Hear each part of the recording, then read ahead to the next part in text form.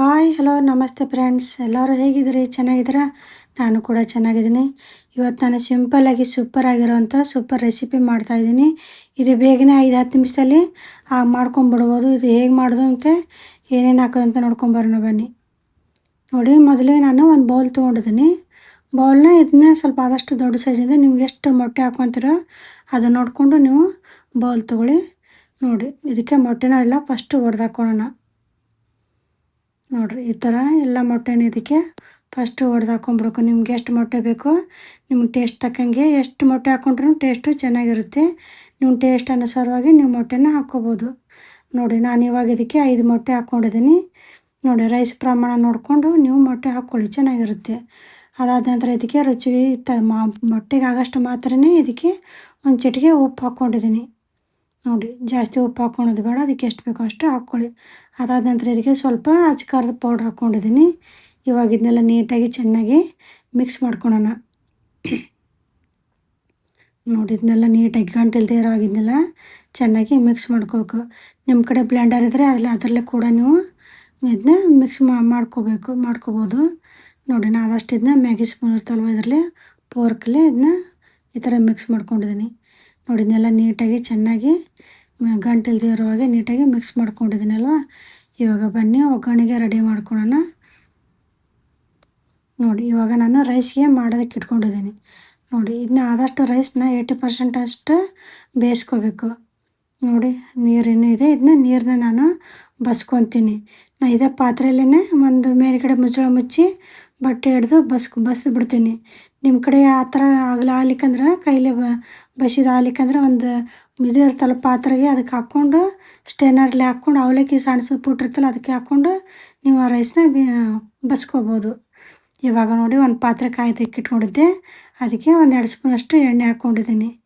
ನೋಡಿ, ಎಣ್ಣೆನ ಸ್ವಲ್ಪ ಚೆನ್ನಾಗಿ ಕಾಯಲಿದೆ, ನೀಟಾಗೆಲ್ಲ ಕಾಯ್ದಿದೆ ಇದು. ಇವಾಗ ಇದಕ್ಕೆ ಆಮ್ಲೆಟ್ ಆವಾಗಲೇ ತತ್ತಿ ಹೊಡೆದು ಹಾಕ್ಕೊಂಡಿದ್ದೀವಲ್ವ ಅದನ್ನು ಇದಕ್ಕೆ ಹಾಕ್ಕೊತಿದ್ದೀನಿ. ನೋಡಿ, ಎಲ್ಲ ಮೊಟ್ಟೆನ ಇದಕ್ಕೆ ಹಾಕ್ಕೊಂಡಿದ್ದೀನಿ. ನೋಡಿ, ಇದನ್ನೆಲ್ಲ ನೀಟಾಗಿ ಇದಕ್ಕೆ ಹಾಕ್ಕೊಂಡಿದ್ದೀನಿ. ಇವಾಗ ಸ್ವಲ್ಪ ಮೀಡಿಯಮ್ ಫ್ಲೇಮ್ ಇಟ್ಕೊಂಡಿದ್ದೀನಿ. ಈಗ ಆಮ್ಲೆಟು ಹೀಗೆ ಬಿಟ್ಟರೆ ದಪ್ಪಾಗಿ ಕುತ್ಕೊಂಡ್ಬಿಡುತ್ತೆ. ಅದಕ್ಕೆ ಇದನ್ನ ಈ ಥರ ಸ್ವಲ್ಪ ಮಿಕ್ಸ್ ಮಾಡಿ ನಾನು ಭಾಳ ಇದೆ ಅಲ್ವ 5 ಮೊಟ್ಟೆ ಹಾಕ್ಕೊಂಡಿದ್ದೀನಲ್ಲ, ಅದಕ್ಕೆ ಸ್ವಲ್ಪ ದಪ್ಪ ಭಾಳ ಆಗುತ್ತೆ. ಅದಕ್ಕೆ ಸೈಡ್ ಸರಿಸಿ ನಾನು ಇದನ್ನು ಬೇಯಿಸ್ಕೊತೀನಿ ಈ ಥರ. ನೋಡಿ, ಈ ಥರ ನೀಟಾಗಿ ಚೆನ್ನಾಗಿ ಹಸಿ ಇಲ್ಲದೆ ಇರೋ ಹಾಗೆ ನೀಟಾಗಿ ಇದನ್ನ ಫ್ರೈ ಮಾಡ್ಕೋಬೇಕು. ಎಣ್ಣೆಯಲ್ಲಿ ನೀಟಾಗಿ ಆಮ್ಲೆಟ್ನ ಹಾಕ್ಕೋಬೇಕು. ನೋಡಿ, ಈ ಥರ ಮಾಡ್ಕೊಂಡಿದ್ದೀನಿ. ಇದೆರಡು ಕಡೆಯೂ ಇದನ್ನ ಚೆನ್ನಾಗಿ ಬೆನೆಸ್ಕೋಬೇಕು.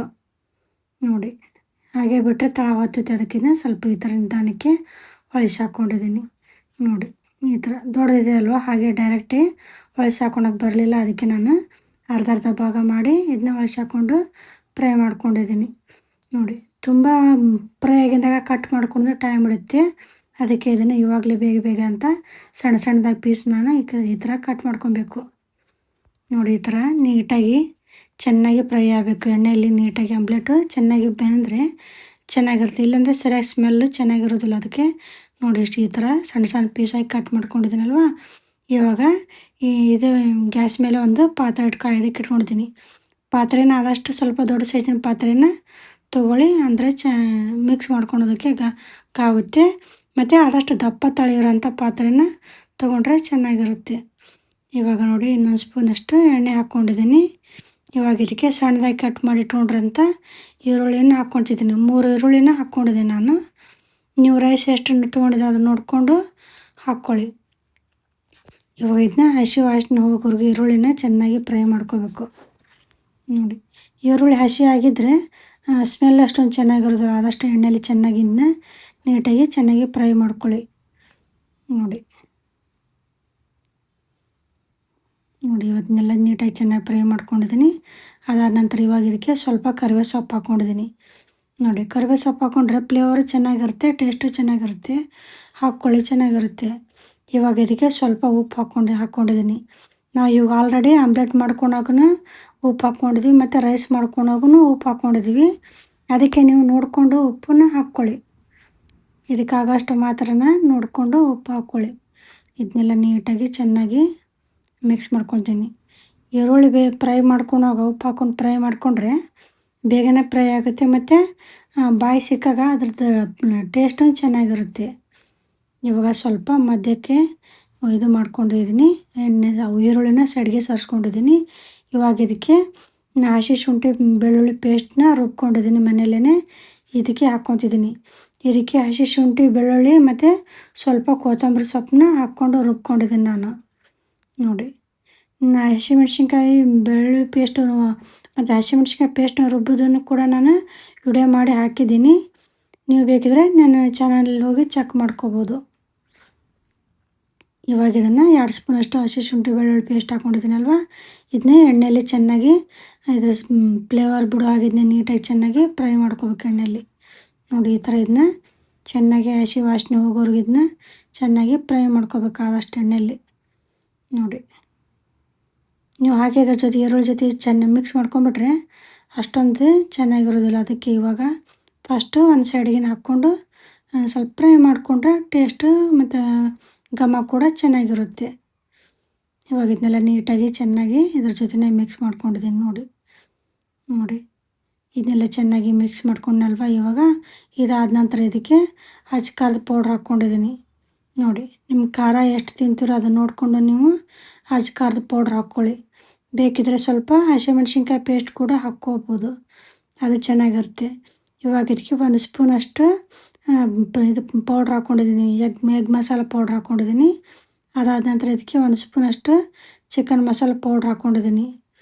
ನೋಡಿ, ಇವಾಗ ಇದನ್ನ ಚೆನ್ನಾಗಿ ಮೂರನ್ನು ಚೆನ್ನಾಗಿ ಮಿಕ್ಸ್ ಮಾಡ್ಕೊಳ್ಳೋಣ.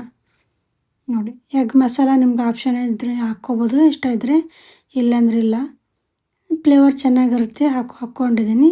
ನಿಮ್ಗೆ ಇಷ್ಟ ಇದ್ದರೆ ಹಾಕ್ಕೋಬೋದು. ಇದನ್ನೆಲ್ಲ ನೀಟಾಗಿ ಚೆನ್ನಾಗಿ ಮಿಕ್ಸ್ ಮಾಡ್ಕೋಬೇಕು. ಮಸಾಲ ಜೊತೆ ಇದನ್ನೆಲ್ಲ ಈರುಳ್ಳಿ ಎಲ್ಲ ಚೆನ್ನಾಗಿ ಮೆತ್ತಗಾಗೋ ಹಾಗೆ ಚೆನ್ನಾಗಿ ಮಿಕ್ಸ್ ಮಾಡ್ಕೋಬೇಕು. ನೋಡಿ, ಈ ಥರ ನೀಟಾಗಿ ಇದನ್ನು ಮಿಕ್ಸ್ ಮಾಡ್ಕೋಬೇಕಂದ್ರೆ ಇದ್ರ ಮಸಾಲೆ ಎಲ್ಲ ನೀಟಾಗಿ ಅವೆಲ್ಲ ಕಡೆನೂ ಹರಡುವಾಗಿ ಚೆನ್ನಾಗಿ ಮಿಕ್ಸ್ ಮಾಡ್ಕೋಬೇಕು. ಇವಾಗ ಇದೆಲ್ಲ ಚೆನ್ನಾಗಿ ಮಿಕ್ಸ್ ಆಗಿಂದ ಫ್ರೈಗಿಂದ ಆವಾಗಲೇ ಆಮ್ಲೆಟ್ ಮಾಡಿ ಇಟ್ಕೊಂಡಿದ್ದೀವಲ್ವ ನಾವು, ಅದನ್ನು ಇದಕ್ಕೆ ಹಾಕ್ಕೋಬೇಕು ಎಲ್ಲನೂ. ನೋಡಿ, ಎಲ್ಲ ಮೊಟ್ಟೆನ ಇದಕ್ಕೆ ಆಮ್ಲೆಟ್ನ ಇದಕ್ಕೆ ಹಾಕ್ಕೊಂಡಿದ್ದೀನಿ. ಈ ಥರ ಮಾಡಿ ಹಾಕ್ಕೊಂಡ್ರೆ ಚೆನ್ನಾಗಿರುತ್ತೆ ಮತ್ತು ಟೇಸ್ಟ್ ಸೂಪರಾಗಿರುತ್ತೆ ಮತ್ತು ಬೇಗ ಕೂಡ ಆಗುತ್ತೆ, ಚೆನ್ನಾಗಿರುತ್ತೆ ಫ್ಲೇವರು. ನೀವು ಹಾಗೆ ಹಸಿ ಮೊಟ್ಟೆನ ಅದರಲ್ಲೇ ಹಾಕ್ಕೊಂಬಿಟ್ರೆ ಅಷ್ಟೊಂದು ಅದು ಎಗ್ ಚೆನ್ನಾಗಿ ಫ್ರೈ ಆಗಿರೋದಿಲ್ಲ, ಹಸಿ ಸ್ಮೆಲ್ಲು ಇರುತ್ತೆ. ಅದಕ್ಕೆ ಈ ಥರ ಫಸ್ಟೇ ಆಮ್ಲೆಟ್ನ ಈ ಥರ ಮಾಡಿ ಇಟ್ಕೊಂಡು ಹಾಕ್ಕೊಂಡ್ರೆ ಚೆನ್ನಾಗಿರುತ್ತೆ. ನೋಡಿ, ಇದ್ರ ಜೊತೆ ಈರುಳ್ಳಿ ಜೊತೆ ಎಲ್ಲ ಮೊಟ್ಟೆನೂ ಇದಕ್ಕೆ ಮಿಕ್ಸ್ ಆಗೋವಾಗೆ ಇದ್ರ ಜೊತೆನೇ ಮಿಕ್ಸ್ ಮಾಡ್ಕೊಂಡಿದ್ದೀನಿ. ಅದಾದ ನಂತರ ಇದಕ್ಕೆ ಮಾಡಿಟ್ಕೊಂಡಿರೋಂಥ ರೈಸ್ನ ಇದಕ್ಕೆ ಹಾಕ್ಕೊತಿದ್ದೀನಿ. ನೋಡಿ, ರೈಸ್ನ ಆದಷ್ಟು ಉದುರಾಗಿ ಮಾಡಿಕೊಂಡ್ರೆ ಚೆನ್ನಾಗಿರುತ್ತೆ. ಇವಾಗ ಎಲ್ಲ ರೈಸ್ನ ಇದಕ್ಕೆ ಹಾಕ್ಕೊಂಡಿದ್ದೀನಿ. ನೋಡಿ, ಇದನ್ನೆಲ್ಲ ನೀಟಾಗಿ ಚೆನ್ನಾಗಿ ಮಿಕ್ಸ್ ಮಾಡ್ಕೋಬೇಕು ಈ ಮಸಾಲ ಜೊತೆ ರೈಸ್. ನೋಡಿ, ಆವಾಗಲೇ ಒಂದು ಆದಷ್ಟು ದೊಡ್ಡ ಪಾತ್ರೆ ತೊಗೊಂಡೆಲ್ಲ ಇದಕ್ಕೆ ಈ ಥರ ಮಿಕ್ಸ್ ಮಾಡ್ಕೊಳ್ಳುವಾಗ ಬಿಗ್ನರ್ಸ್ ಆದರೆ ಕೆಳಗಡೆ ಚೆಲ್ಲೋ ಚಾನ್ಸ್ ಇರುತ್ತೆ. ಬಿಗ್ನರ್ಸ್ ಆದ್ರೇನು ಅನುಭವಸ್ಥರಾದ್ರೇನು ಮಿಕ್ಸ್ ಮಾಡ್ಕೊಂಡು ಹೋಗುತ್ತೆ. ನಮ್ಮ ಪಾತ್ರೆ ತುಂಬಿದಾಗ ಸ್ವಲ್ಪ ಚೆಲ್ಲೋದೇನೆ ಅದು. ಇವಾಗ ಇದನ್ನೆಲ್ಲ ನೀಟಾಗಿ ಚೆನ್ನಾಗಿ ಆದಷ್ಟು ಈ ರೈಸಿಗೆ ಎಲ್ಲ ಮಸಾಲ ಅಂಟ್ಕೊಳ್ಳೋ ಹಾಗೆ ನೀಟಾಗಿ ಮಿಕ್ಸ್ ಮಾಡ್ಕೋಬೇಕು. ಇವಾಗ ಫಸ್ಟು ಇದಕ್ಕೆ ಸ್ವಲ್ಪ ಸೋಯಾ ಸಾಸ್ ಹಾಕ್ಕೊಂಡ್ಬಿಡ್ತೀನಿ. ನೋಡಿ, ಇದಕ್ಕೆ 1.5 ಸ್ಪೂನಷ್ಟು ಸೋಯಾ ಸಾಸ್ ಹಾಕ್ಕೊಂಡಿದ್ದೀನಿ. ನೋಡಿ, ಸೋಯಾ ಸಾಸ್ ಹಾಕ್ಕೊಂಡ್ರೆ ಒಂಥರ ಚೆನ್ನಾಗಿರುತ್ತೆ. ಅದನ್ನ ಡಾಬಾದಲ್ಲಿ ಮತ್ತು ಹೋಟೆಲಲ್ಲಿ ಮಾಡಿಕೊಡ್ತಾರಲ್ವ ಎಗ್ ರೈಸ್, ಆ ಥರ ಇರುತ್ತೆ, ಚೆನ್ನಾಗಿರುತ್ತೆ. ನೋಡಿ, ನೀಟಾಗಿ ಇದನ್ನು ಚೆನ್ನಾಗಿ ಮಿಕ್ಸ್ ಮಾಡ್ಕೊಳ್ಳಿ. ಈ ಮಸಾಲೆ ಜೊತೆ ಎಲ್ಲ ಮಿಕ್ಸ್ ಆಗೋಗಿದ್ದನ್ನ ನೀಟಾಗಿ ರೈಸ್ನ ಮಿಕ್ಸ್ ಮಾಡ್ಕೋಬೇಕು. ಈ ಥರ ನೋಡಿ, ಎಲ್ಲನೂ ಈ ಥರ ನೀಟಾಗಿ ಮಿಕ್ಸ್ ಮಾಡ್ಕೊಂಡಿದ್ದೀನಿ. ನೋಡಿ, ಕಲರು ಕೂಡ ಸೂಪರಾಗಿ ಬಂದಿದೆ. ಇವಾಗ ಇದನ್ನ ಕೆಳಗಡೆ ಇಟ್ಕೊಂಡಿದ್ದೀನಿ. ಇವಾಗ ಇದಕ್ಕೆ ಮೇಲ್ಗಡೆ ಎಲ್ಲ ಎಗ್ ನೋಡಿ ಎಷ್ಟು ಚೆನ್ನಾಗಿ ಬಂದಿದೆ ಅಂತ, ಎಷ್ಟು ಸೂಪರಾಗಿದೆ. ಯಾರೆಲ್ಲ ಸಬ್ಸ್ಕ್ರೈಬ್ ಮಾಡದೆ ನೋಡ್ತಿದ್ರು ದಯವಿಟ್ಟು ಸಬ್ಸ್ಕ್ರೈಬ್ ಮಾಡ್ಕೊಳ್ಳಿ, ಸಪೋರ್ಟ್ ಮಾಡಿ. ಲಂಚ್ ಬಾಕ್ಸ್ಗೆ ಆಗಿರ್ಬೋದು ಚೆನ್ನಾಗಿರುತ್ತೆ. ನೀವು ಕೂಡ ಖಂಡಿತ ಟ್ರೈ ಮಾಡಿ. ದೇವರೆಲ್ಲರಿಗೂ ಒಳ್ಳೇದು ಮಾಡಿ. ನಮಸ್ಕಾರ.